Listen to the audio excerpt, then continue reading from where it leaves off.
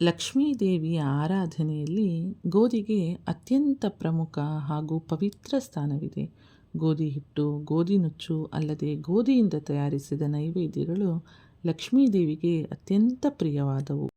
ಹಾಗಾಗಿ ಶುಭ ಕಾರ್ಯಗಳು, ಪೂಜೆಗಳು ಮತ್ತು ವರಮಹಾಲಕ್ಷ್ಮಿ ಹಬ್ಬ, ಗೌರಿ ಗಣೇಶ ಹಬ್ಬ ಹಾಗೂ ನವರಾತ್ರಿಯಲ್ಲಿ ವಿಶೇಷವಾಗಿ ಈ ನೈವೇದ್ಯಗಳನ್ನು ಹೆಚ್ಚಾಗಿ ದೇವಾಲಯಗಳಲ್ಲಿ ಹಾಗೂ ಪ್ರತಿ ಮನೆಗಳಲ್ಲಿ ಮಾಡುವುದು ಹಿಂದಿನಿಂದ ನಡೆದು ಬಂದ ಪ್ರತೀತಿ.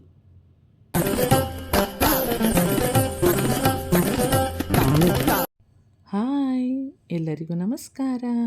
Welcome back to my channel.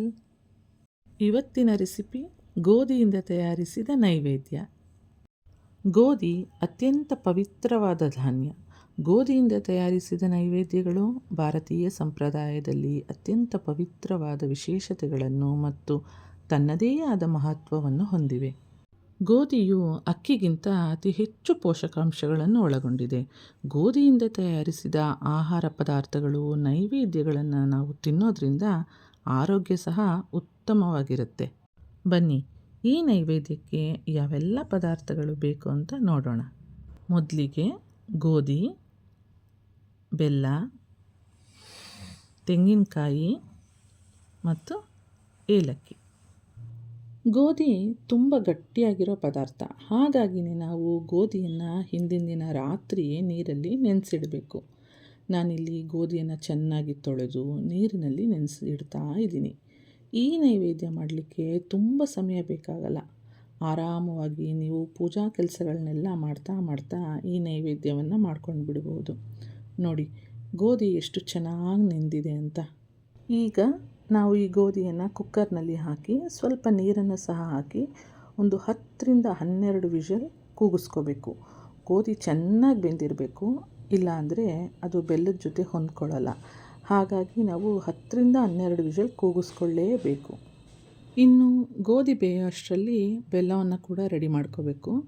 ನಾನಿಲ್ಲಿ 1 ಕಪ್ ಗೋಧಿಗೆ 1 ಕಪ್ ಬೆಲ್ಲ ಅನ್ನೋ ಅಳತೆಯಲ್ಲಿ ಬೆಲ್ಲವನ್ನು ತಗೊಂಡು ಚೆನ್ನಾಗಿ ಚಚ್ಚಿ ರೆಡಿ ಮಾಡಿ ಇಟ್ಕೊಂಡಿದ್ದೀನಿ. ಇದರ ಜೊತೆಗೆ ಹಸಿ ತೆಂಗಿನಕಾಯಿ ತುರಿಯನ್ನು 1 ಬಟ್ಲಷ್ಟು ನಾನಿಲ್ಲಿ ತುರಿದು ಇಟ್ಕೊಂಡಿದ್ದೀನಿ.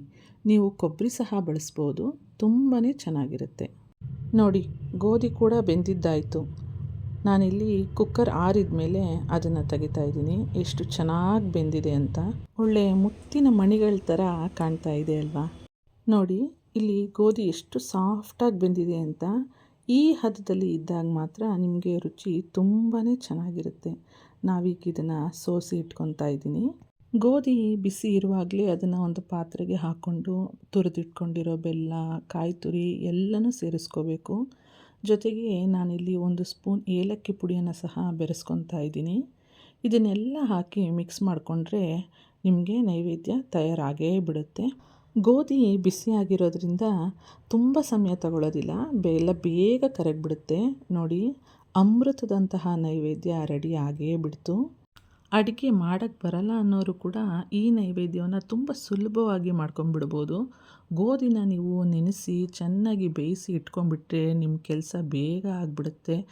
ನೀವು ಸಹ ವರಮಹಾಲಕ್ಷ್ಮಿ ಹಬ್ಬದ ದಿನ ಈ ಅಮೃತದಂತಹ ನೈವೇದ್ಯವನ್ನು ನಿಮ್ಮ ಮನೆಯಲ್ಲಿ ಮಾಡಿ ಮಹಾಲಕ್ಷ್ಮಿಗೆ ಅರ್ಪಿಸಿ.